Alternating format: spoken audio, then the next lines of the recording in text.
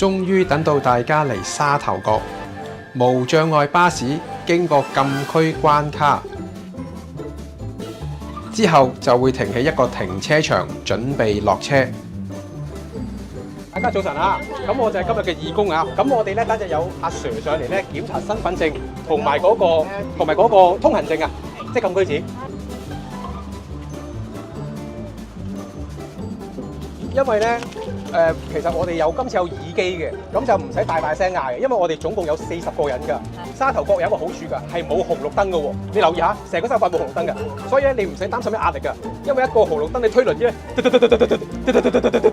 你好驚㗎嘛，推輪機嗰陣時有啲聲，你會好急㗎嘛。呢度係好舒服㗎，好放鬆㗎。